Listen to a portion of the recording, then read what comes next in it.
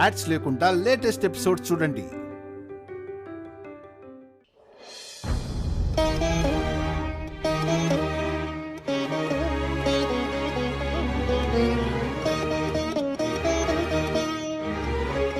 Sir sir ఆగండి sir.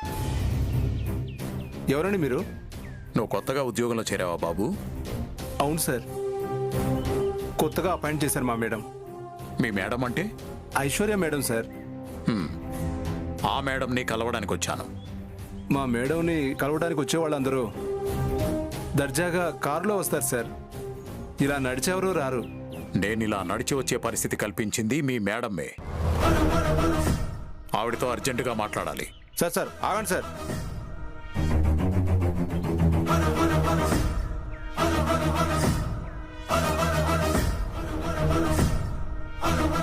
Appointment ఉందా sir?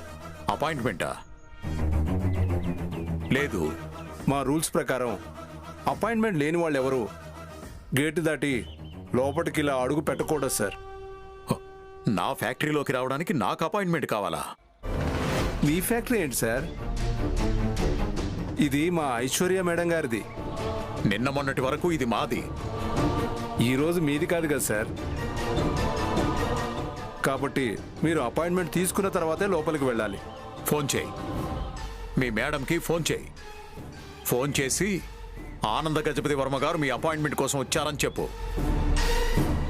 నన్ను లోపలికి రమ్మంటుందో ఆవిడ గారే బయటకు వస్తారో అడుగు.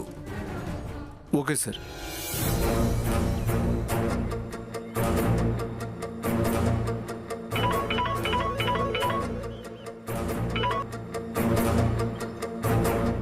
హలో. హలో మేడం, మిమ్మల్ని కలవడానికి ఎవరు ఆనంద గజపతి వర్మ గారు వచ్చారు. ఎవరు? ఆనంద గజపతి వర్మ? అవును మేడం. లోపలికి వస్తున్నాడా? లేదు మేడం, అపాయింట్మెంట్ లేదని చెప్పి నేను గేట్ దగ్గరే ఆపేశాను. మంచి పని చేశావు. లోపలికి పంపించమంటారా మేడం? వద్దు, నేనే అక్కడికి వస్తున్నానని చెప్పు.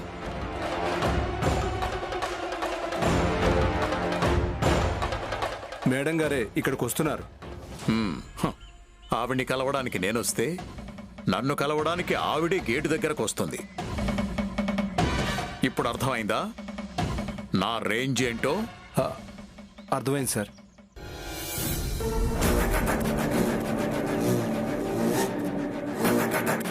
నమస్తే మేడం.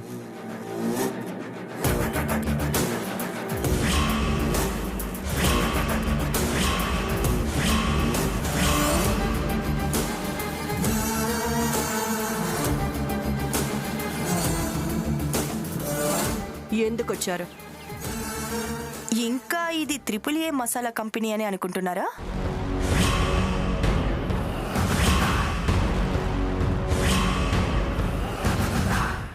ఒకసారి ఆ బోర్డు చూడండి.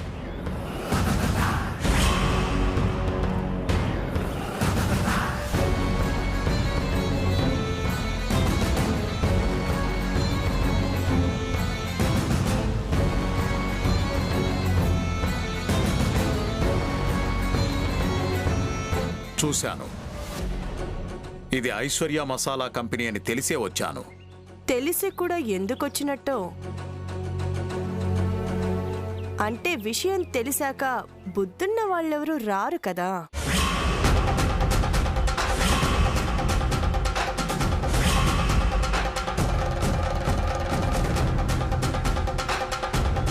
బుద్ధి చెప్పడానికే వచ్చాను. మీరు నాకు బుద్ధి చెప్పడం ఏంటి? నాన్సెన్స్.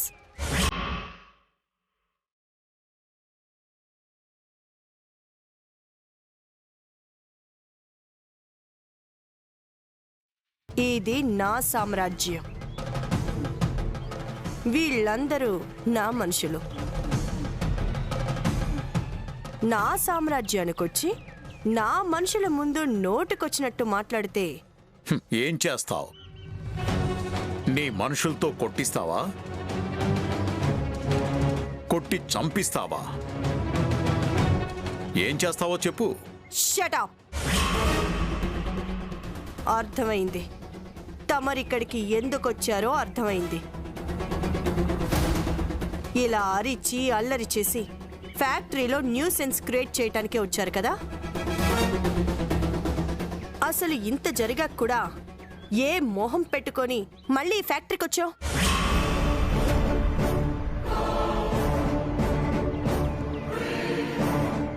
ఆ ప్రశ్న నేను నిన్నడగాలి.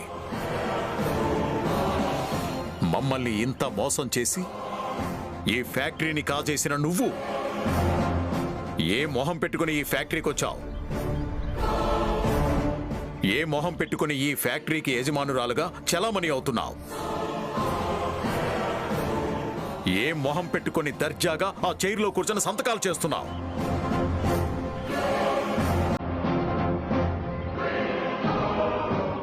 ఆపండి.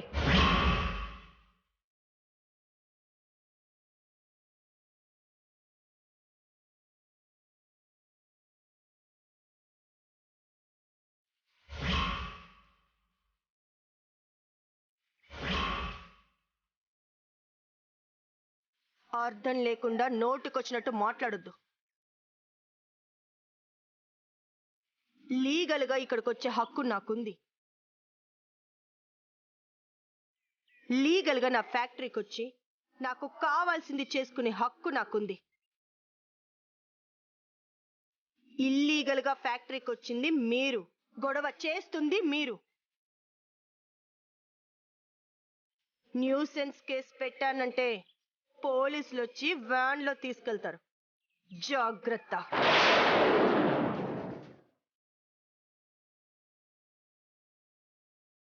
ఏంటి బెదిరిస్తున్నావా? కాదు, హెచ్చరిస్తున్నాను. నువ్వు నన్ను హెచ్చరించడం ఏంటి?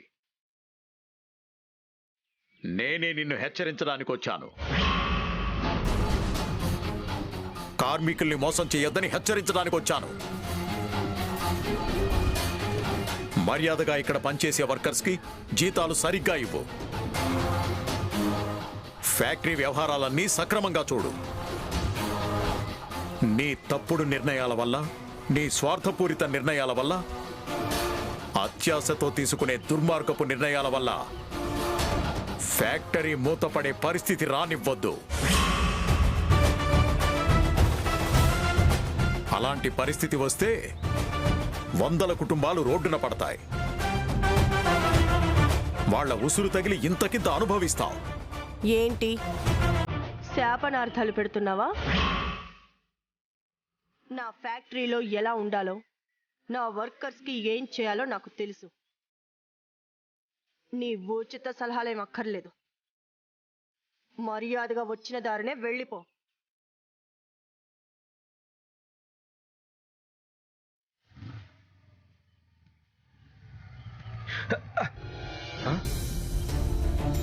ఇది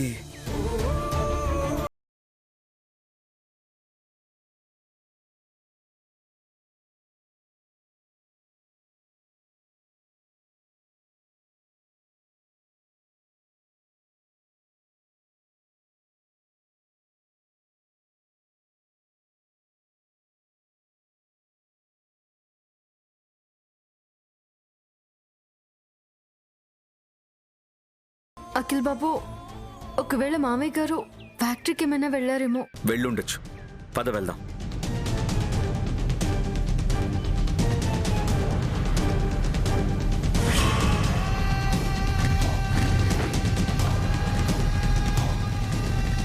ఏంటి ఇంకా ఇక్కడే నిలబడ్డావు? మర్యాదగా వెళ్తావా, సెక్యూరిటీ చేత గెంటించమంటావా?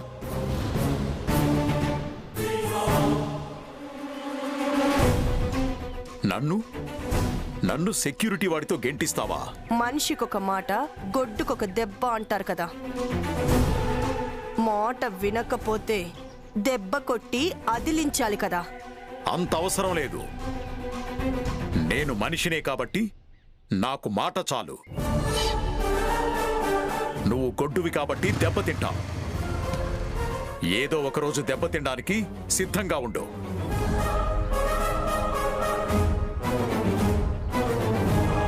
Security madam. ఇంకెప్పుడు ఇతన్ని లోపలికి రానివ్వద్దు. అలాగే మేడం. గేట్ వేసేయ్. Okay madam.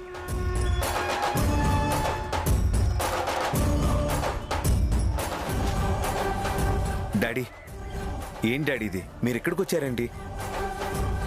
నా కర్మరా. పదండి డాడీ.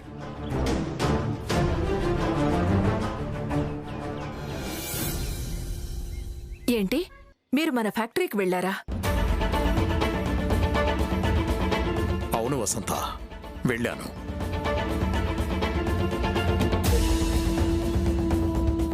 వెళ్ళినందుకు ఐశ్వర్య గొప్పగా సన్మానం చేసింది.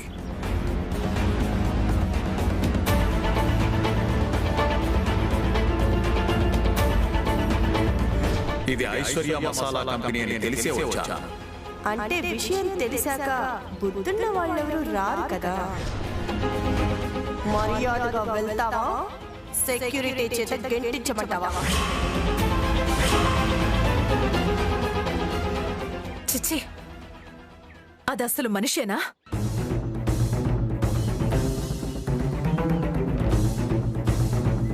మావయ్య గారు అన్న గౌరవం లేకుండా అంత దారుణంగా ప్రవర్తించిందా?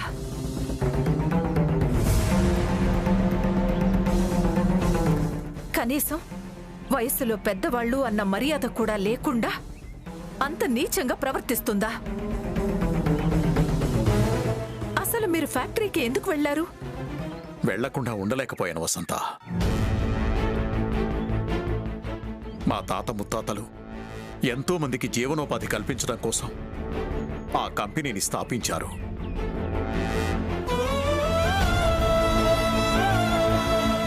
ఇప్పటి వరకు మన ఫ్యాక్టరీలో పనిచేసిన కార్మికులందరూ చాలా సంతోషంగా బ్రతుకుతున్నారు.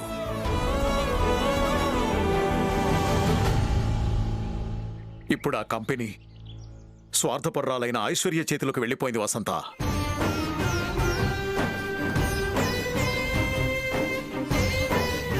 అయిన వాళ్ల గురించే ఆలోచించని ఆ ఐశ్వర్య కార్మికుల గురించి ఏం ఆలోచిస్తుంది? వాళ్ళ సంతోషం గురించి ఏం ఆలోచిస్తుంది? తను తీసుకునే తప్పుడు నిర్ణయాల వల్ల కార్మికుల జీవితాలు నాశనం అవుతాయేమోనని హెచ్చరించడానికి వెళ్ళాను. నా హెచ్చరికని అర్థం చేసుకోకపోగా ఇంకెప్పుడు నన్ను ఫ్యాక్టరీకి రావద్దని నన్ను హెచ్చరించింది నీ కోడలు.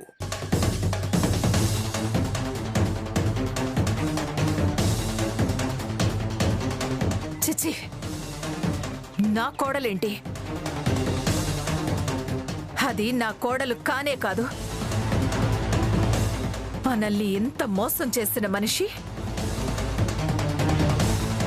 మిమ్మల్ని ఇంత అవమానపరిచిన మనిషి నా కోడలని చెప్పడానికి సిగ్గేస్తోంది. ఈ క్షణం నుంచి అది నా కోడలు కాదు, నేను దానికి అత్తని కాను.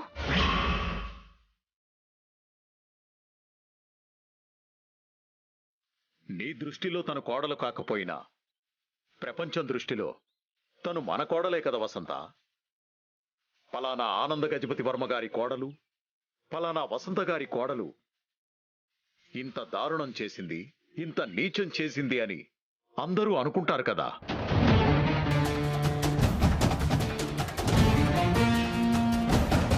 తను తీసుకునే నిర్ణయాల వల్ల కార్మికుల జీవితాలు తలకిందులైతే వాళ్ల ఉసురు మనకే తగులుతుంది కదా. అలా జరగకూడదు వసంత, అలా జరగకూడదు. కార్మికుల జీవితాలు నాశనం కాకూడదు. బాధపడకండి మామయ్య గారు. కన్నయ్య దయ వల్ల మన ఫ్యాక్టరీలో పనిచేసే కార్మికులకి అలాంటి పరిస్థితి రాదు. మీరు ఎక్కువగా ఐశ్వర్య అక్క గురించి, ఫ్యాక్టరీ గురించి ఆలోచించొద్దు. అలా ఆలోచించి మీ మనసు, మీ ఆరోగ్యం పాడు చేసుకోకండి. అవును డాడీ, వదిన గురించి, ఆ ఫ్యాక్టరీ గురించి ఆలోచించడం మానేయండి.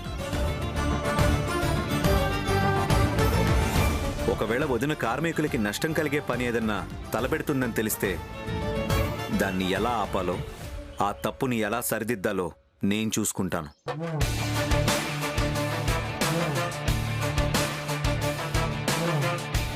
డాడీ, మీరు దాని గురించి ఆలోచించకుండా నిశ్చింతగా ఉండండి. Everything will be all right. ఏమి నిశ్చింతో ఏంటో, ఐశ్వర్యలో మార్పు వచ్చేంత వరకు నాకు నిశ్చింత రాదే.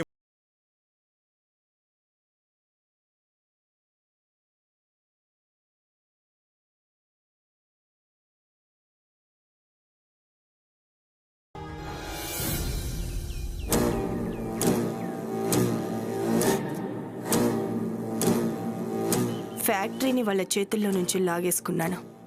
వాళ్ళని ఇంట్లో నుంచి పంపించేశాను. అయినా కూడా లీగల్గా వాళ్ళు నన్నేమీ చేయలేరు. అందుకే ఆ ముసలోడు ఫ్యాక్టరీకి వచ్చి నాకు నీతి పాఠాలు చెప్దామనుకున్నాడు. నీతులు చెప్పటానికి వచ్చిన పెద్ద మనిషికి పెద్ద అవమానం చేసి పంపించాను.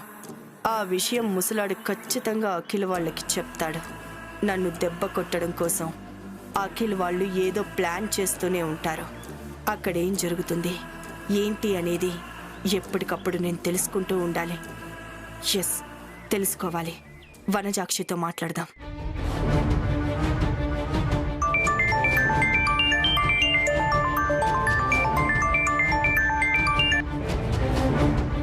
హలో మేడం, ఎక్కడున్నావు? ఇంటి దగ్గరే ఉన్నాను మేడం. దగ్గరలో శ్యామ వాళ్ళెవరూ లేరు కదా? ఆ, ఆ, లేరు మేడం. ఓకే, నీతో ఒక ముఖ్యమైన విషయం మాట్లాడాలి. ఎవరి గురించి మేడం? శ్యామ వాళ్ళ గురించేనా మాట్లాడాల్సింది? అవును, చెప్పండి మేడం. శ్యామ వాళ్ళని ఏం చేయాలి? అది ఫోన్లో చెప్పేది కాదు, డైరెక్ట్గా కలిసి మాట్లాడుకోవాలి. అయితే మా ఇంటికి వస్తారా ఇప్పుడు? శ్యామ వాళ్ళకి తెలియకుండా మనం మాట్లాడుకోవాలి. ఓ, శ్యామ వాళ్ళకి తెలియకుండా మనం మాట్లాడుకోవాలా? అయితే ఎక్కడికి రమ్మంటారో చెప్పండి మేడం, నేనే అక్కడికి వచ్చేస్తాను.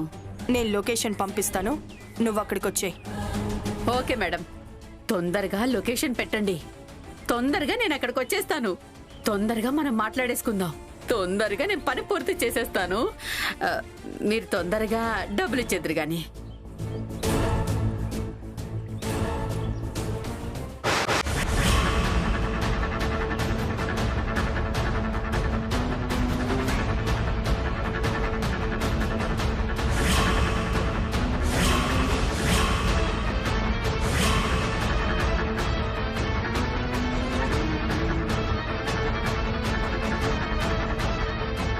ఏంటి వదిన అంత తొందరపడుతున్నారు? ఎక్కడికి వెళ్ళడానికి అంత తొందరపడుతున్నావు?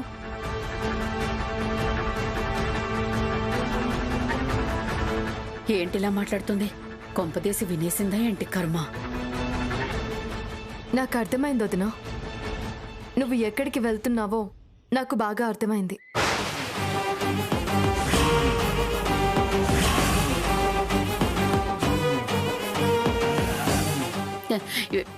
ఎక్కడికి వెళ్తున్నాను? ఎవరో అప్పుల వాళ్ళ దగ్గరికి వెళ్తున్నావు డబ్బులు వసూలు చేయడానికి, అంతే కదా? భలే కనిపెట్టేశావే. గతంలో నేను ఒకరికి డబ్బులు ఇచ్చాను. వాళ్ళిప్పుడు వడ్డీతో సహా అప్పు తీరుస్తాను రమ్మంటున్నారు. తొందరగా వాళ్ళ దగ్గరకు వెళ్ళి తొందరగా వాళ్ళతో మాట్లాడేసి తొందరగా ఆ డబ్బు తీసుకోకపోతే తొందరగా అవి చేజారిపోతాయి. అందుకే తొందరపడుతున్నానన్నమాట. నువ్వేంటమ్మా ఇలా వచ్చావు? మొన్న నీ దగ్గర టమాటోలు తీసుకున్నాను కదా, ఇవ్వడానికి వచ్చాను. ఇచ్చేయమ్మా, ఇచ్చే. నాకు టైం అవుతుంది, నేను బయలుదేరాలి. అలాగే వదినా, బయలుదేరండి. పద. అమ్మో,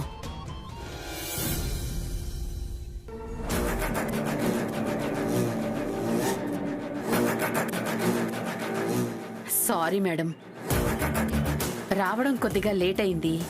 పర్లేదు, చెప్పండి మేడం, ఏదో ముఖ్యమైన విషయం మాట్లాడాలన్నారు. నువ్వు నాకు ఒక పని చేసి పెట్టాలి. ఒక్కటేంటి మేడం, 100 పనులు చేయమన్నా చేస్తాను. ప్రతి పనికి తగిన పారితోషికం ఇస్తారు కదా మీరు. ఈ పని ఆ పనుల్లాగా గంట అరగంట పని కాదు. 24 గంటలు నువ్వు డ్యూటీలో ఉండాల్సిన పని. 24 గంటలు డ్యూటీనా? అవును, నీ పని నువ్వు చేసుకుంటూనే నా పనిలో కూడా నువ్వు ఉండాలి. ఏంటి మేడం ఆ పని? శ్యామ వాళ్ళ మీద నువ్వు కన్నేసి ఉంచాలి. 24 గంటలు నువ్వు వాళ్ళ మీద కన్నేసి ఉంచాలి.